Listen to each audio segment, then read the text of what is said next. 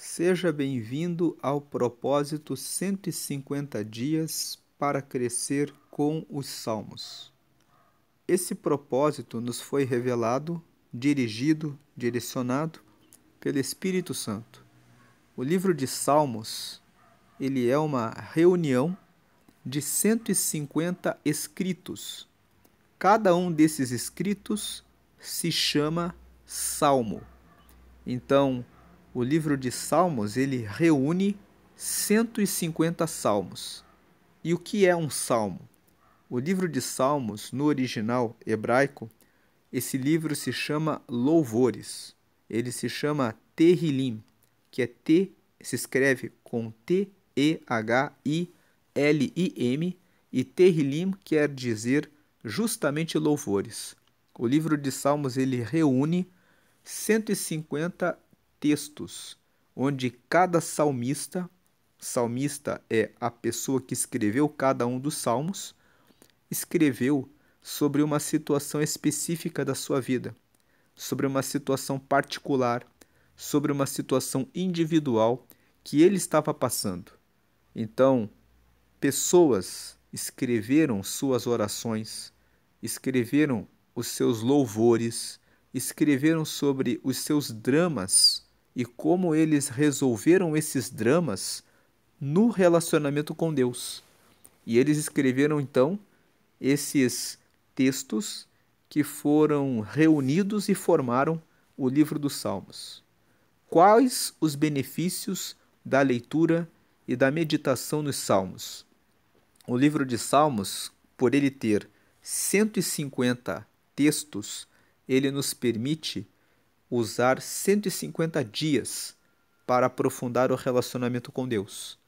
É um período relativamente grande. Você consegue ficar 5 meses. Cada mês tem 30 dias.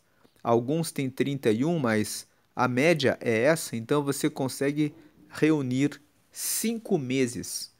Todos os dias, se você se propõe a meditar em um salmo, você tem uma experiência com Deus a partir da experiência que o salmista apresenta naquele salmo, e você, ao mesmo tempo, fica muitos dias com Deus.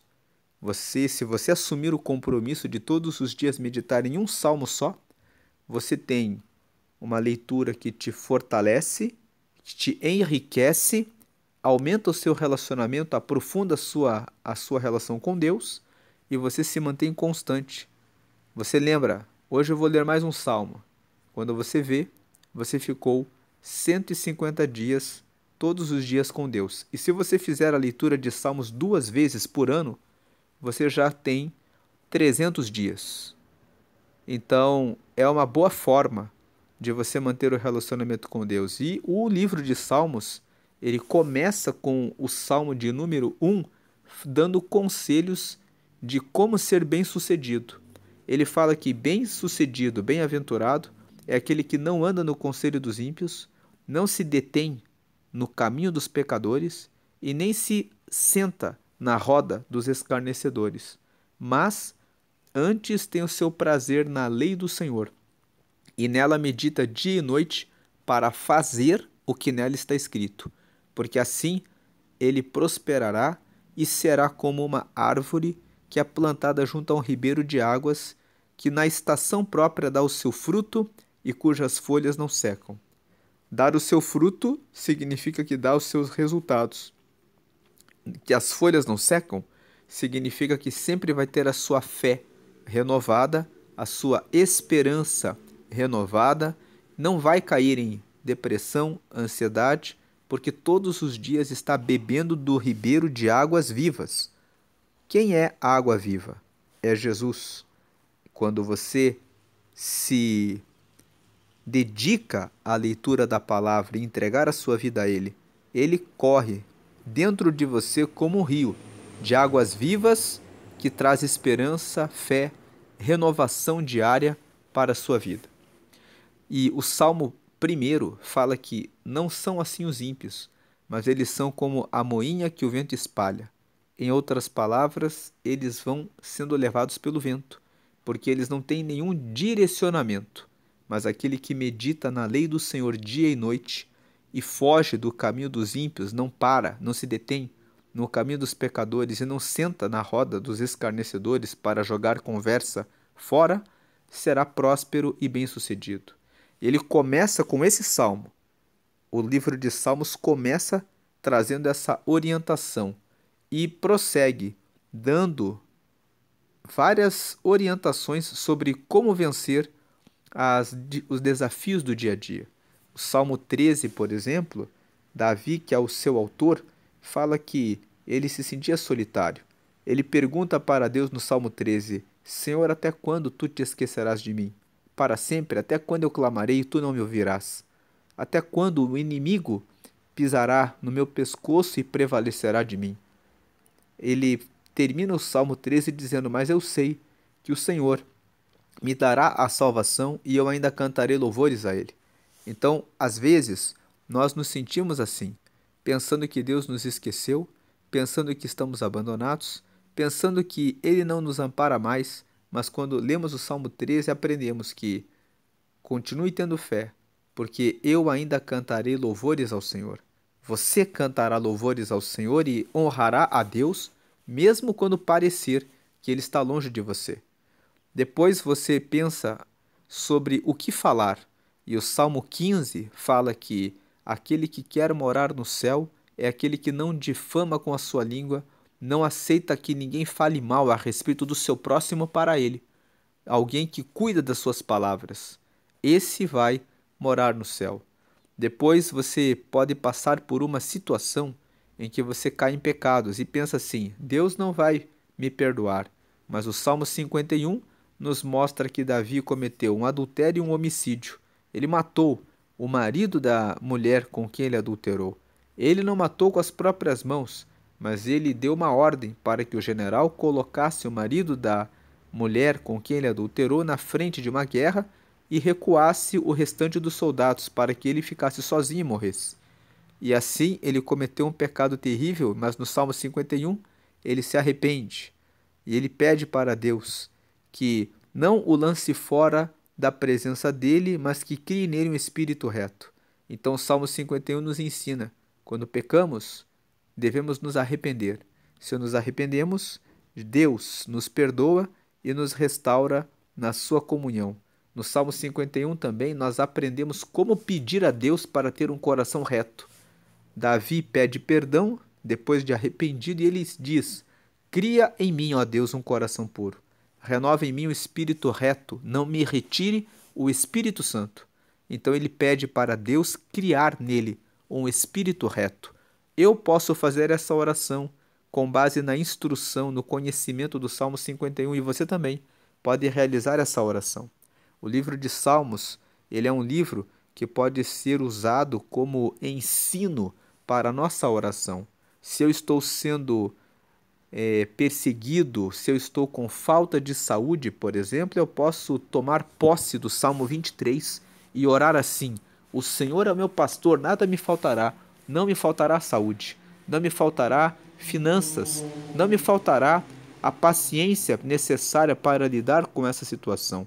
Não me faltará o amor para perdoar aquela pessoa que me fez o mal. Então, você pode usar o livro dos Salmos para fazer orações.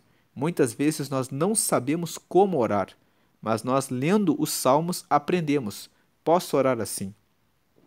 Você pode tomar posse do livro de Salmos e orar, fazendo orações para receber aquilo que você tem pedido, tem buscado, que você precisa, que você sente que necessita em algum momento.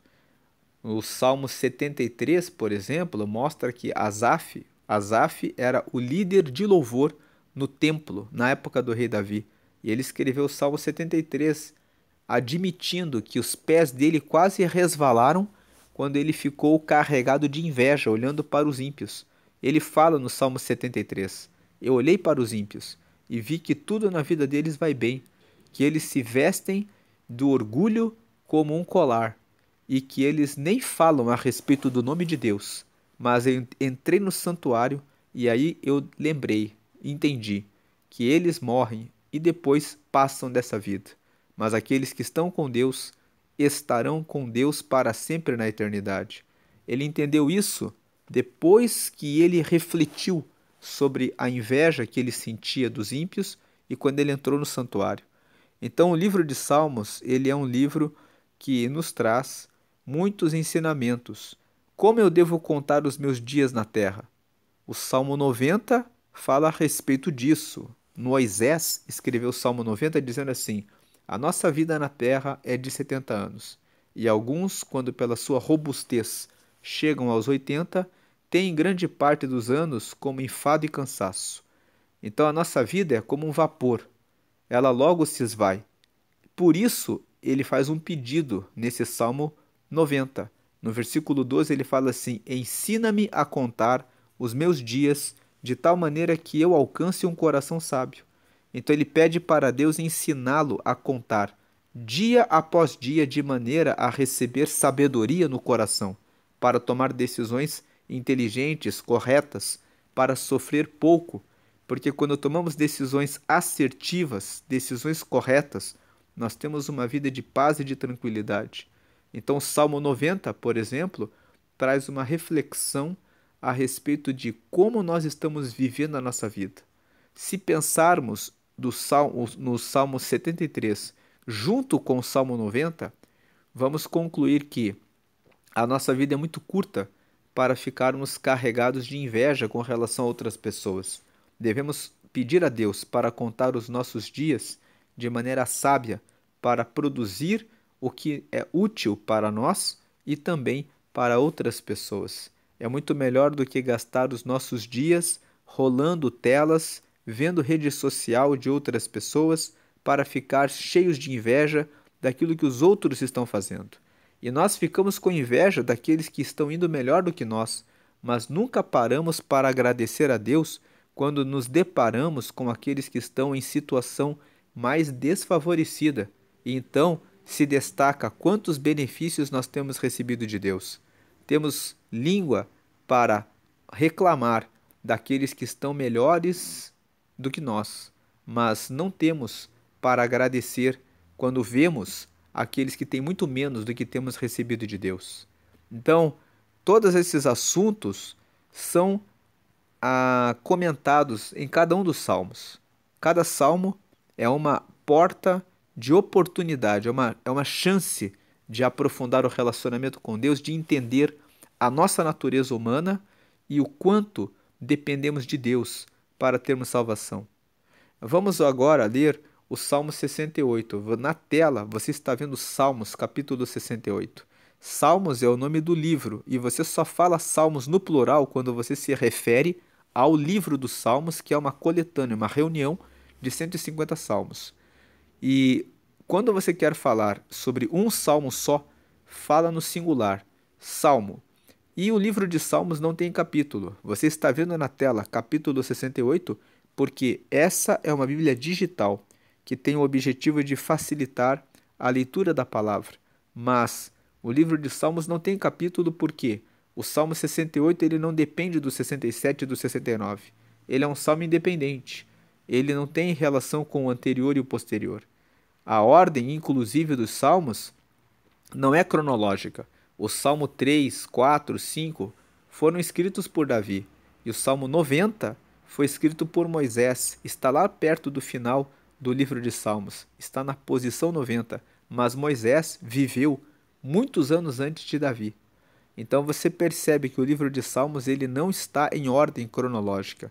Ele foi reunido, houve uma reunião dos textos que o povo, os escribas que eram responsáveis pela reunião dos textos da Bíblia, foram organizando e se formou esse livro dos Salmos que nos traz essa riqueza. Qual que é a riqueza? Ele fala de muitos assuntos da vida.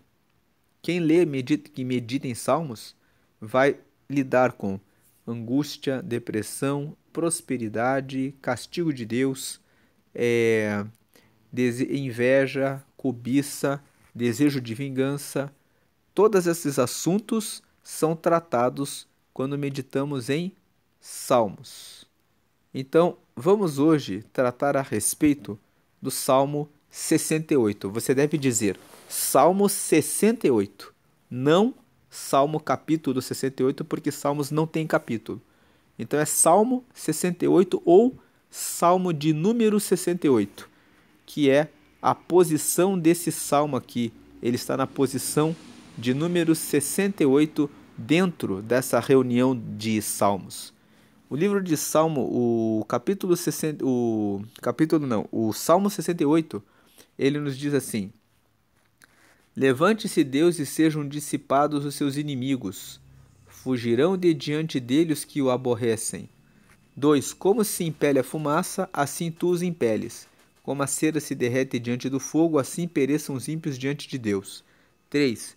Mas alegrem-se os justos e se regozijem. Regozijar significa regozar, significa gozar mais uma vez.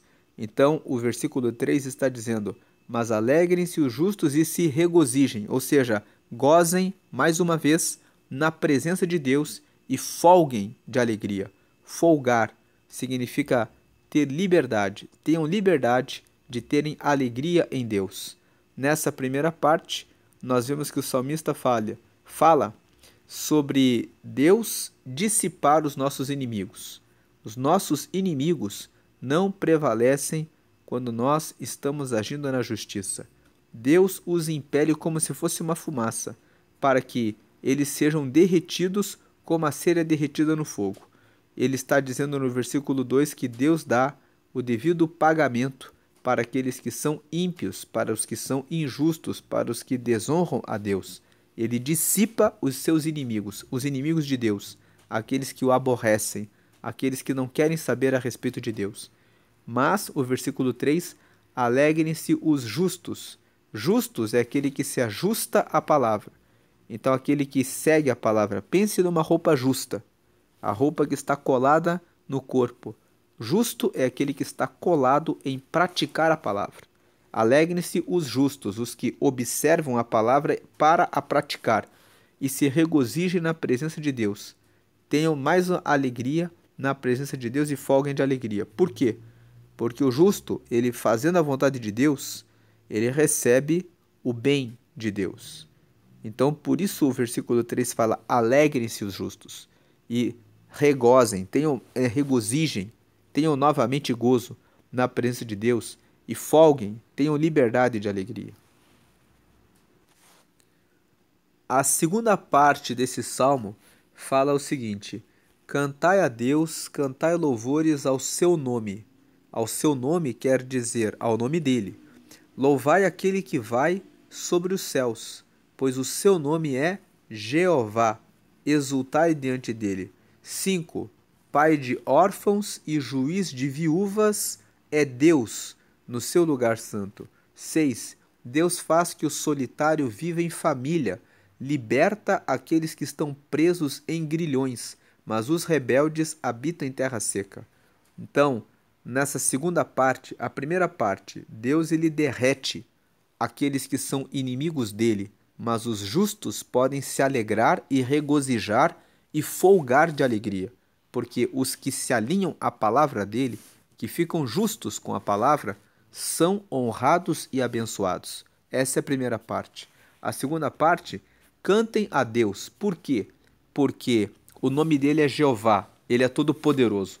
Ele é o pai dos órfãos, ele é o juiz das viúvas no seu lugar santo, ele alcança o solitário para que viva em família, ele liberta os que estão presos em grilhões, em vícios.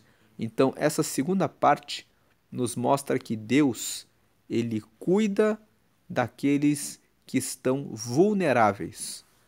Então, relembrando, versículos 1 a 3, Salmo 68, Deus ele abate os inimigos dele, os justos podem se alegrar.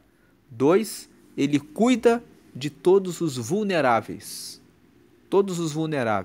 os órfãos, as viúvas, o solitário, os que estão presos em vícios, em grilhões, mas os rebeldes habitam em terra seca.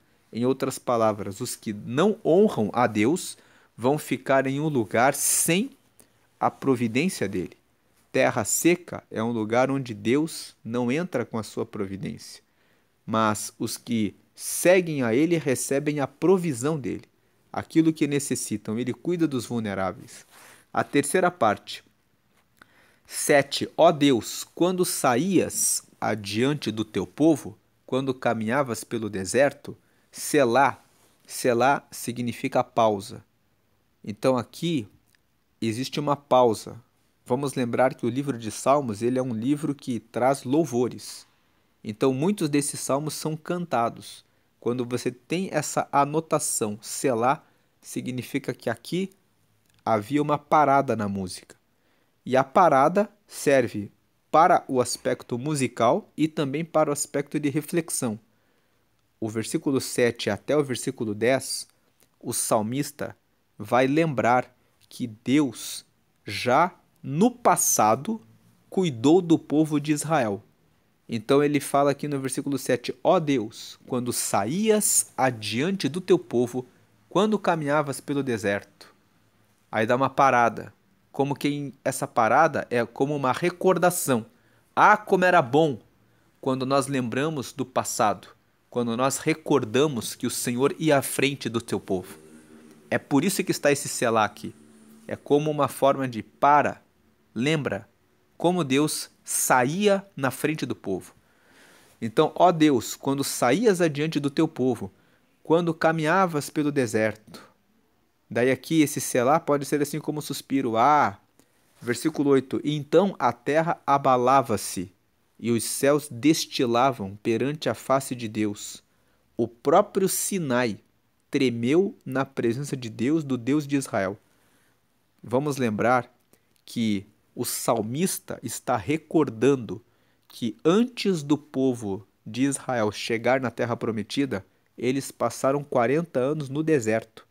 E durante os 40 anos no deserto, o Monte Sinai era o monte onde Deus falava com Moisés, que dava as diretrizes para o povo. Então aqui ele está lembrando, ó Deus, vamos ler de volta o versículo 7. Ó Deus, ele está lembrando do passado, quando saías adiante do teu povo, quando caminhavas pelo deserto. Esse selá é tipo, versículo 8. A terra abalava-se e os céus destilavam perante a face de Deus. O próprio Sinai tremeu na presença de Deus. Então ele está dizendo, o Sinai é uma montanha, um monte.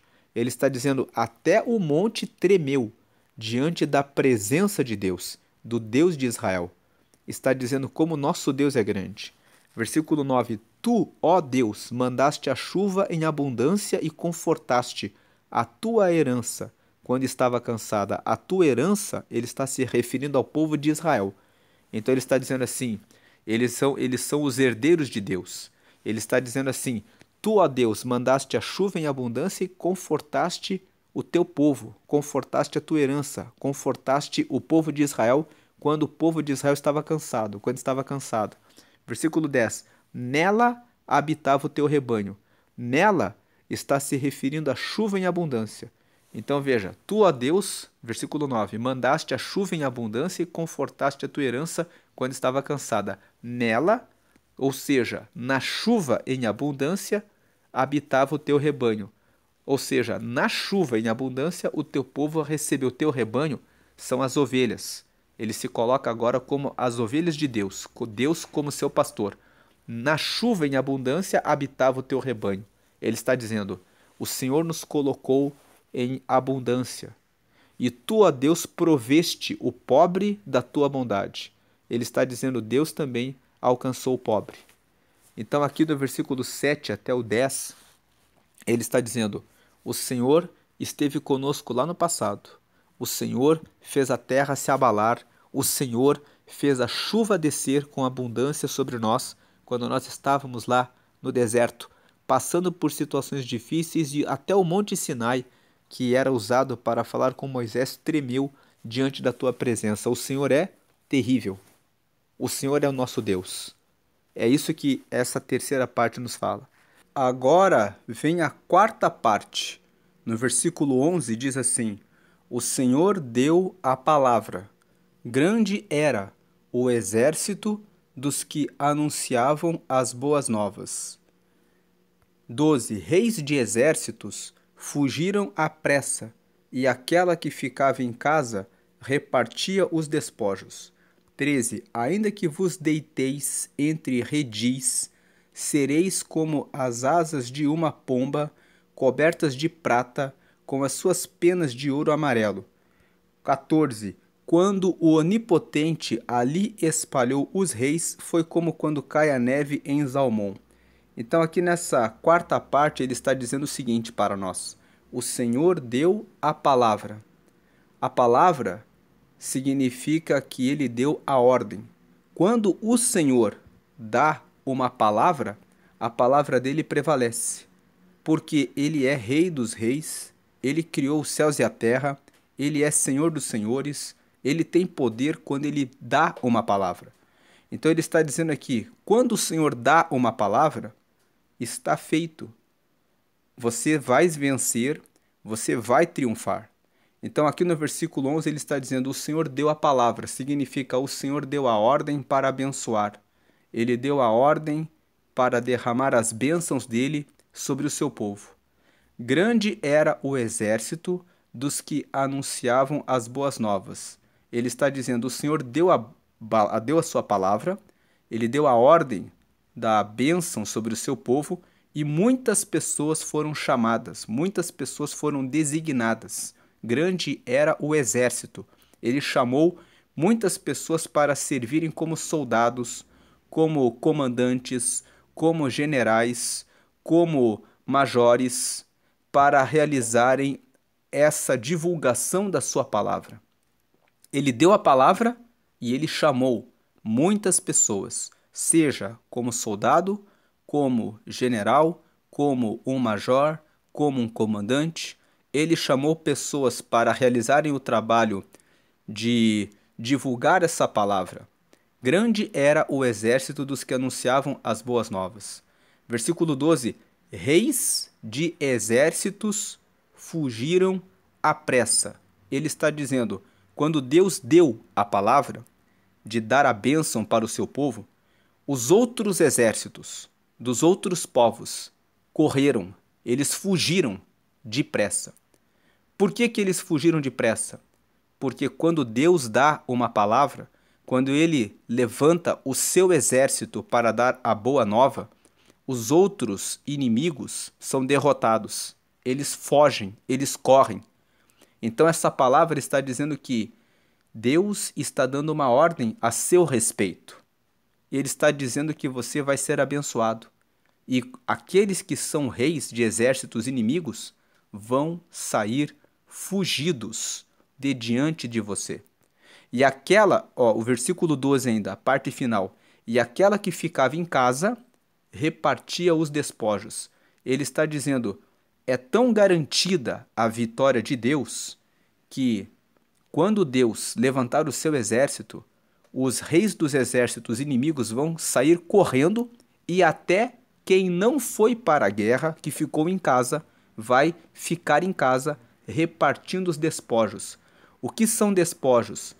São todos os bens que um exército ganha quando vence uma guerra. Então, o exército, quando um exército ganha do outro exército, tudo que o outro exército tinha, roupa, dinheiro, comida, fica tudo como despojo. Então ele está dizendo que quando o Senhor deu a palavra, no versículo 11, grande era o exército dos que anunciavam as boas novas. Deus levantou muitas pessoas para divulgar essa boa notícia. Os reis dos exércitos inimigos fugiram e ficaram tantos despojos que até quem não foi para a guerra e ficou em casa, ficou repartindo de tantas coisas que eles ganharam. Versículo 13, ainda que vos deiteis entre redis. O que são redis? São aquelas redes bem pobres. Então ele está dizendo assim, ainda que vocês estejam deitados entre redis, em uma situação de pobreza, em uma situação difícil, sereis como as asas de uma pomba. Sabemos que as pombas voam. Quando você fala aqui o símbolo da pomba, vocês vão ser como as asas de uma pomba. As asas permitem que as pombas voem. As asas são, vamos dizer assim, a ferramenta, o instrumento que permite que as pombas consigam voar alto. consigam sair do chão.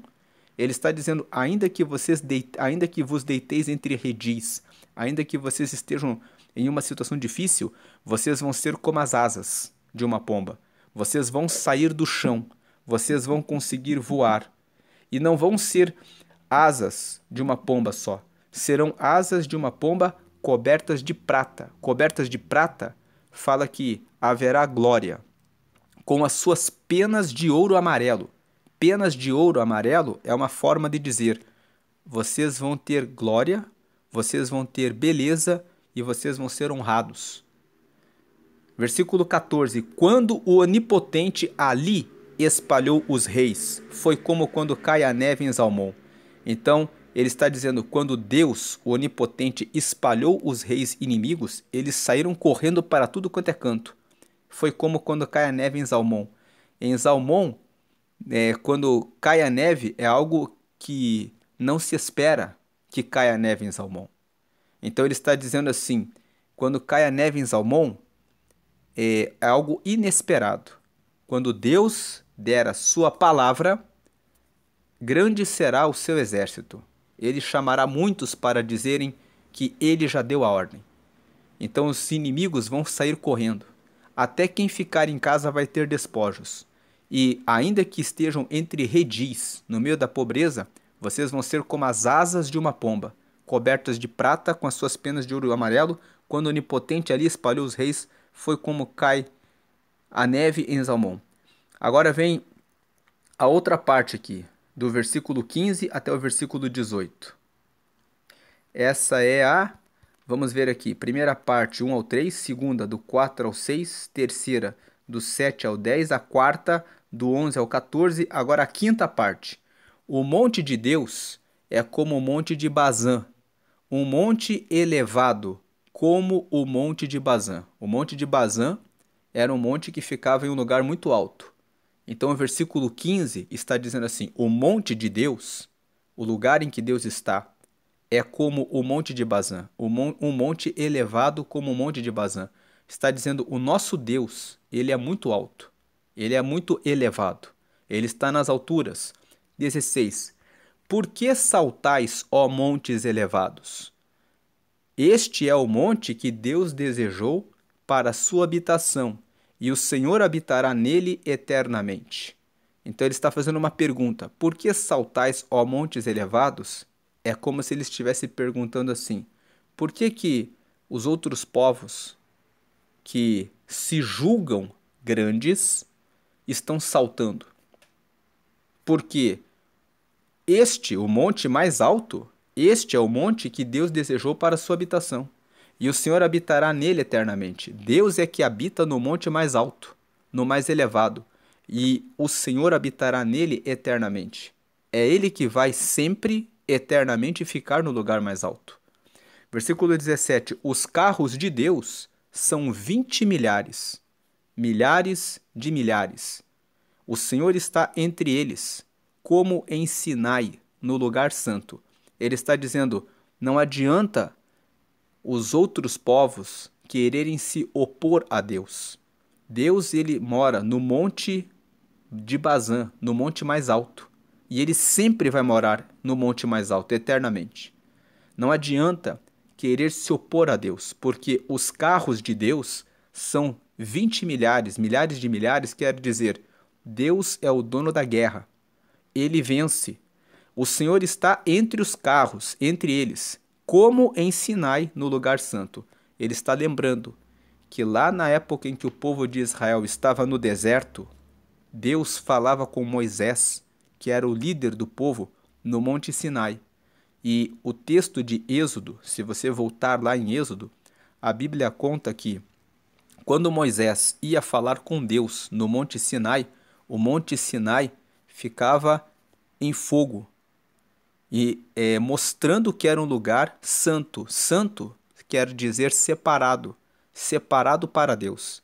Então, Deus falava com Moisés dessa forma, e ele está lembrando, os carros de Deus são 20 milhares, milhares de milhares, o Senhor está entre eles como em Sinai no lugar santo.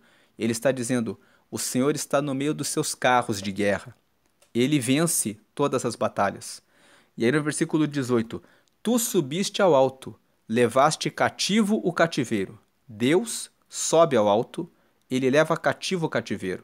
Se alguém quer colocar o povo de Deus num cativeiro, Deus pega esse cativeiro e prende o cativeiro. Recebeste dons para os homens e até para os rebeldes. Deus, ele tem dons para dar aos homens e até para os que estão rebeldes, os que estão perdidos. Deus pode alcançá-los, para que o Senhor Deus habitasse entre eles. Deus quer habitar no meio do meio do povo.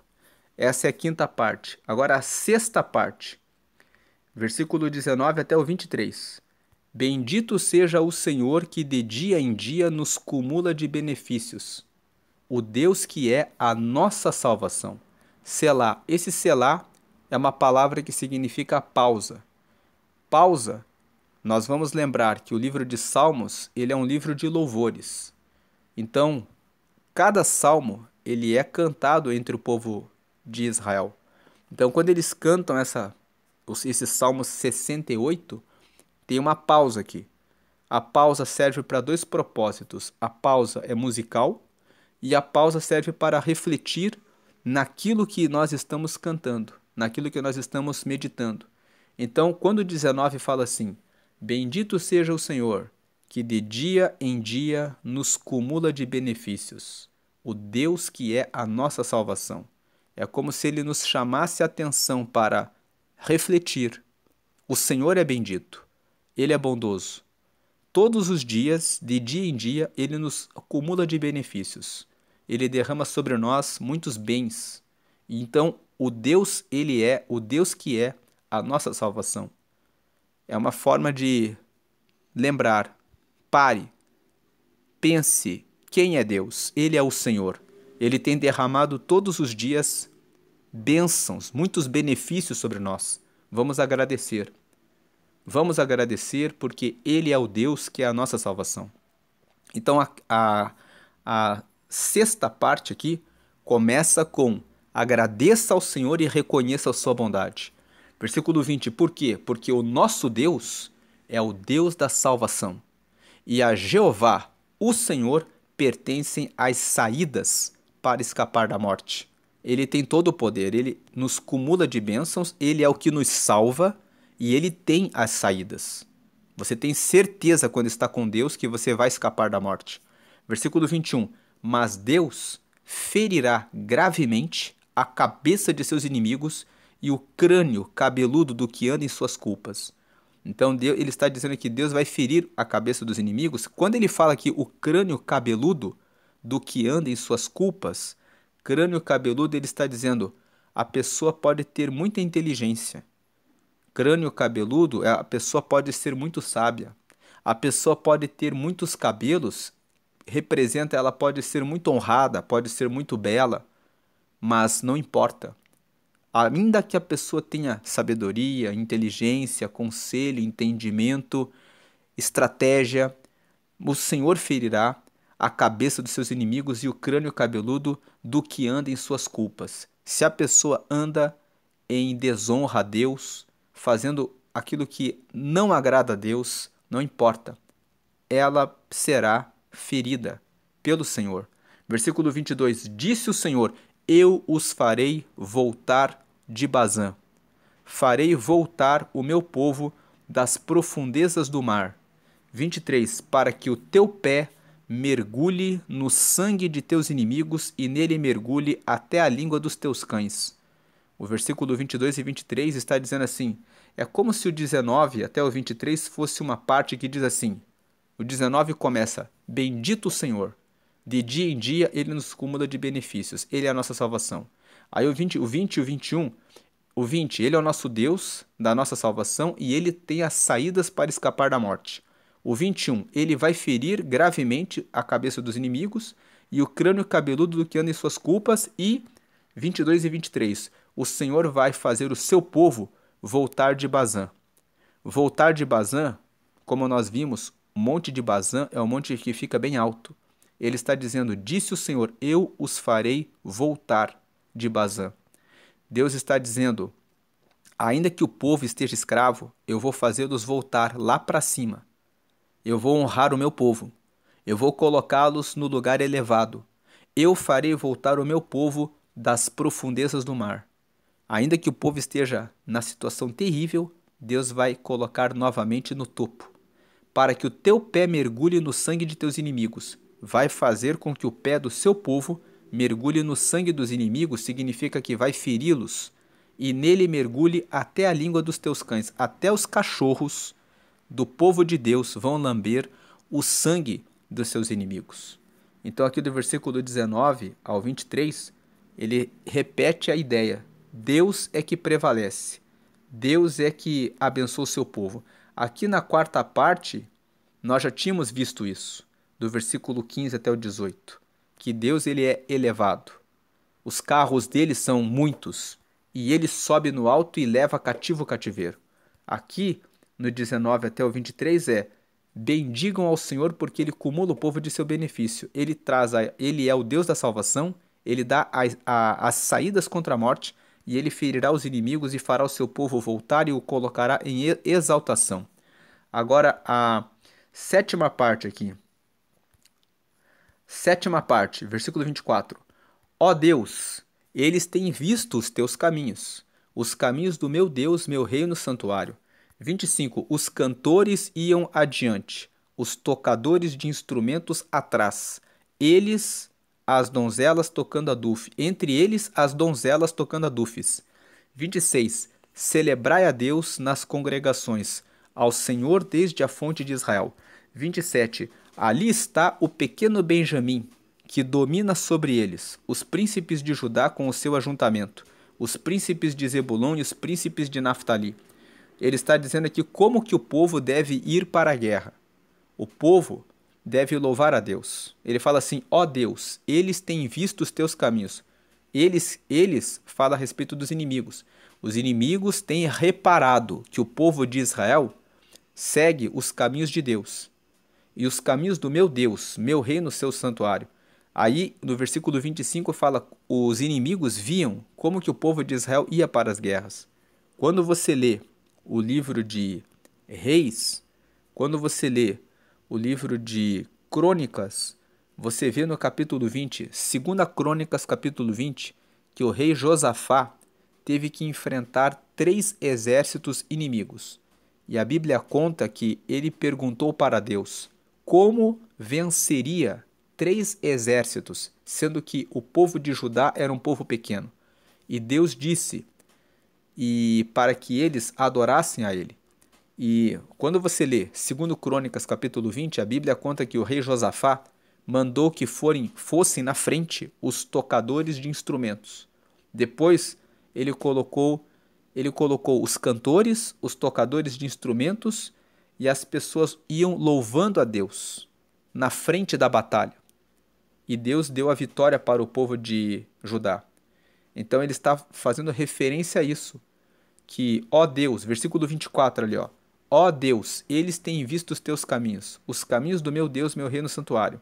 Os cantores iam adiante, os tocadores de instrumentos atrás, entre eles as donzelas tocando adufes.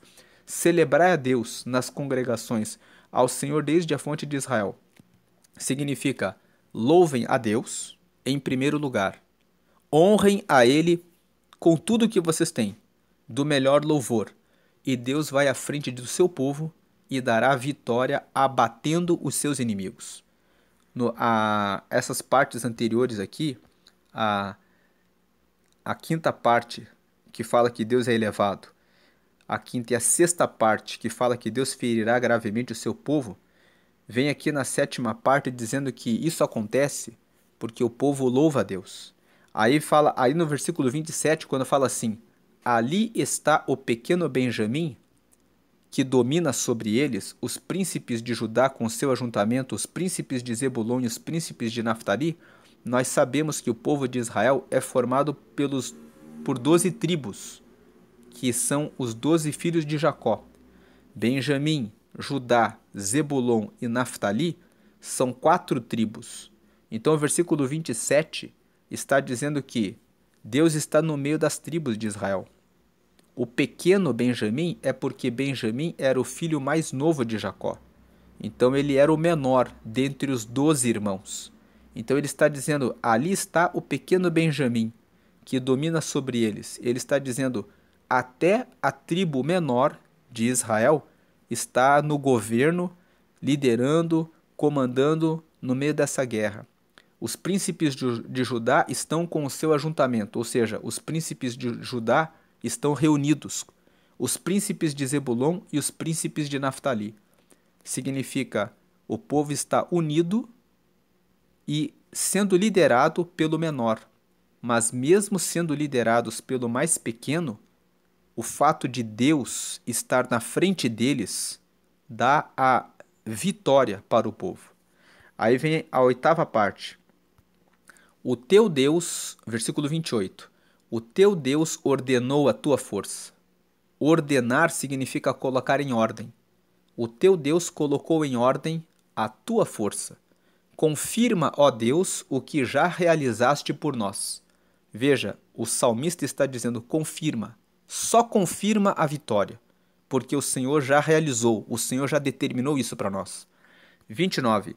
Por amor do teu templo em Jerusalém, os reis te trarão presentes. O 29 fala assim, por amor do teu templo em Jerusalém. Nós sabemos que em Jerusalém, que era a capital de Judá, havia o templo que foi construído pelo rei Salomão para adorar a Deus. Então ele está dizendo aqui, por amor do teu templo em Jerusalém, os reis te trarão presentes. O que ele está dizendo aqui? Os reis dos exércitos em volta de Israel vão ir até Deus, lá em Jerusalém, para adorar a Deus. Vão reconhecer que só Deus realmente é o verdadeiro Deus. Quando eles forem derrotados, eles conhecerão que Deus é o único Deus verdadeiro. Aqui nessa parte do versículo 28 até o versículo 31, ele fala sobre o reino universal de Deus. Deus, ele reina sobre o universo. Então, e ele manifesta esse governo, esse poder, abençoando o seu povo de Israel, mostrando que ele que reina e governa uma nação que é tão pequena, mas que tem tanta influência e poder, porque Deus está no meio de Israel. Isso engrandece o nome de Deus. Então, versículo 28, o teu Deus ordenou a tua força, foi ele que colocou em ordem a tua força. Ele confirma, ó Deus, o que já realizaste por nós. Ou seja, confirma o que o Senhor já realizou no passado por nós e que o Senhor tem determinado que vai realizar sobre nós. Por amor do teu templo em Jerusalém, os reis te trarão presentes. 30. Repreende as feras dos canaviais, a multidão dos touros, com os novilhos dos povos, pisando com os pés as suas peças de prata. Dissipa os povos que desejam a guerra. 31. Embaixadores reais, ou seja, embaixadores dos reis, virão do Egito. A Etiópia cedo estenderá para Deus as suas mãos. O que ele está dizendo? O reino universal de Deus. Todos os outros povos irão até Jerusalém para honrar a Deus, e até embaixadores, ou seja, os mensageiros dos reis, virão do Egito, e a Etiópia estenderá suas mãos. A última parte, que é a nona parte, reinos da terra, cantai a Deus. Cantai louvores ao Senhor, Selá. Ou seja, aqui tem mais uma pausa. Essa última parte, o salmista está fazendo uma convocação para os outros povos, dizendo assim, venham para Deus. Então ele está dizendo aqui, ó, reinos da terra, ei, reinos da terra, cantai a Deus, cantai louvores ao Senhor. Aqui dá uma parada, tipo, é como se dissesse assim, pense, só Ele é Deus. 33. Aquele que vai montado sobre os céus dos céus, desde a antiguidade, eis que envia sua voz e dá um brado veemente. 34. Dai a Deus fortaleza. A sua excelência está sobre Israel e a sua fortaleza nas mais altas nuvens. 35. Ó Deus, tu és tremendo. Desde os teus santuários, o Deus de Israel é o que dá fortaleza e poder ao seu povo. Bendito seja Deus. O Salmo 68, portanto, ele é um salmo que se divide em 9 partes. E em cada uma das partes, nós vemos que sempre se exalta o nome do Senhor, reconhecendo que Ele é um general de guerra, que Ele é o dono do mundo, que Ele faz os inimigos serem vencidos e abatidos, e que só Ele é o Rei dos reis que governa sobre toda a terra. Por isso todos devem honrar e adorar a Deus. Se você está passando por perseguição de alguns inimigos, seja no seu trabalho, na sua escola, na sua faculdade, às vezes os inimigos são pessoas dentro da própria casa, da própria família que se levantam contra você. Às vezes podem ser irmãos que estão falando mal a seu respeito, mas se você colocar a Deus em primeiro lugar e se você obedecer o que Deus manda você fazer, a luz de Deus vai prevalecer e você prevalecerá porque você estará no caminho certo. E os seus inimigos, mesmo sendo seus parentes, os seus familiares, eles verão que Deus está com você e se arrependerão. E a última parte existe o convite. Você vai poder fazer esse convite aqui. Ei, reinos da terra. Ei, meus inimigos, cantai a Deus, cantai louvores ao Senhor, porque é Ele que vai montado sobre os céus dos céus, o 33. Desde a antiguidade, eis ele envia a sua voz, e ele dá um brado veemente. Versículo 34, você vai poder dizer para os seus inimigos, para os seus adversários, dai a Deus a fortaleza, reconheçam que ele é que é forte. A sua excelência está sobre Israel e a sua fortaleza nas mais altas nuvens. Deus está nas mais altas nuvens, ele reina lá de cima.